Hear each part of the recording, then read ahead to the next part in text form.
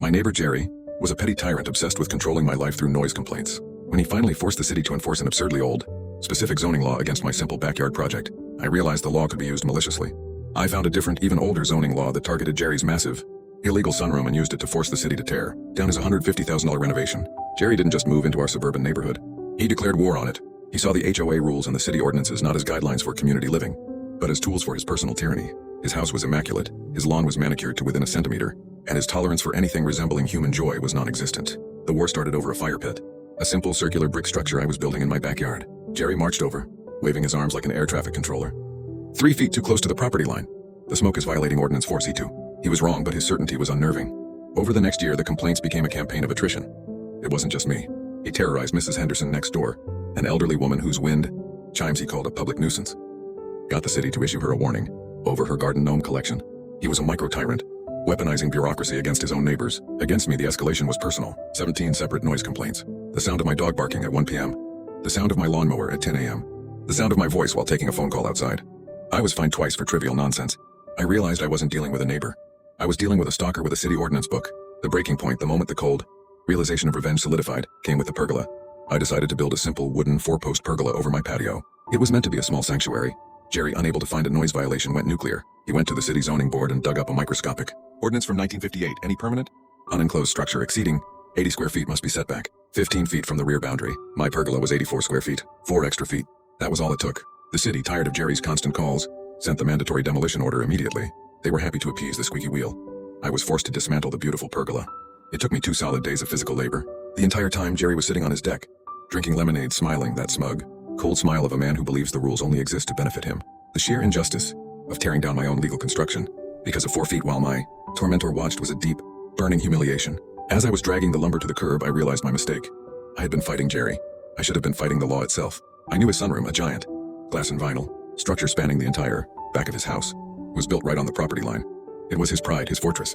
I needed to find a rule so old, so obscure, and so specific that he would be forced to pay the price of his own obsession.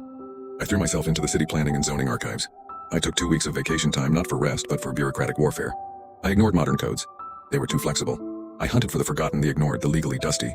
I searched for terms like non-conforming structures, retroactive compliance, pre-1970 modification clauses, and material substitution. Liabilities. I was essentially mapping the legal archaeological record of our entire neighborhood. The breakthrough came at 3 a.m. on a Friday, deep in a microfiche file. I found it.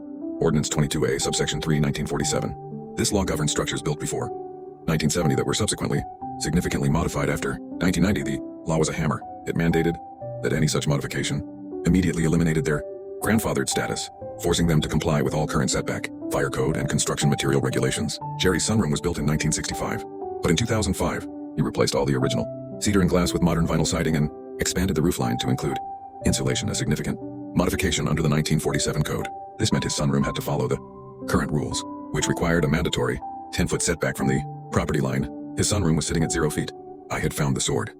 I needed proof, official, unassailable documentation. First, the survey. I hired a surveyor, claiming I was installing a new fence line and needed the absolute boundary confirmed. As the surveyor was marking the line, I had to work stealthily to photograph the 0-foot encroachment of Jerry's sunroom. Then came the near miss. As I was using a specialized laser measure to log the roofline encroachment, I needed exact numbers for my affidavit.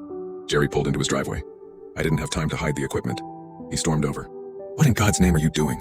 he demanded. "You are not allowed to measure my property." I kept my voice calm. "Relax, Jerry. I'm just getting measurements for my new, smaller pergola. I'm making sure I don't violate the 1958 ordinance you taught me about. I have to be extremely precise now." He smiled. He actually smiled. He thought I was beaten and terrified of him. "That's right," he sneered. "Follow the rules." "Good boy."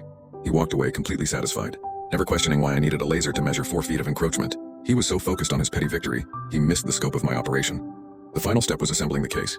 The 1947 ordinance printout, the current setback map, the historical aerial photos showing the 2005 expansion, and the official survey report, and the crucial cover letter, referencing Jerry's 17 successful noise complaints and the demolition of my pergola, insisting that the city had now established the precedent for strict enforcement. I filed the formal complaint, not with the local clerk, but with the director of zoning enforcement, marked, "Demand for reciprocal enforcement of established precedent." The city fought me initially. They tried to dismiss the 1947 ordinance as obsolete. I immediately sent a certified letter, citing case law on selective enforcement and referencing the specific, dated order demanding the demolition of my pergola. If the city chooses which laws to enforce, it opens itself to liability. Since you enforced the 1958 law against a $500 structure, you must enforce the 1947 law against this $150,000 structure. They couldn't afford a lawsuit over selective enforcement. Not with the paper trail I provided.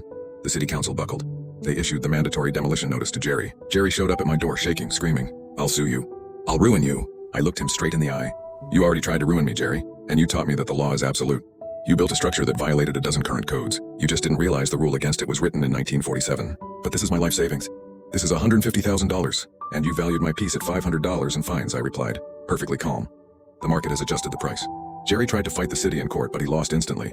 His own previous actions, the 17 complaints and the successful demolition of my pergola, were used as the primary legal evidence against him. The judge ruled that the city was merely applying the standard of enforcement Jerry himself had demanded. I sat on my patio and watched the spectacle. Jerry refused to hire a crew, clinging to the hope of a miracle. The city finally hired a heavy-duty wrecking crew. The noise was incredible. The sound of sledgehammers on drywall, the crash of glass, the roar of the saw cutting through the roof trusses. It was loud, messy, and agonizingly slow. The ultimate, deafening noise complaint. Every splinter, every crash, was the price of his entitlement. Jerry sold the house within the month.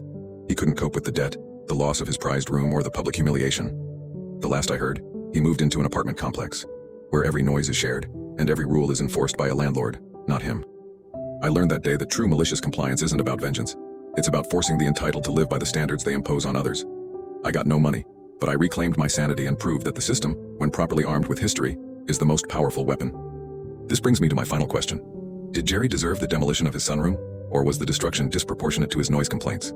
And subscribe, because the next story details the one time I used a parking ticket to expose a massive $2 million construction fraud.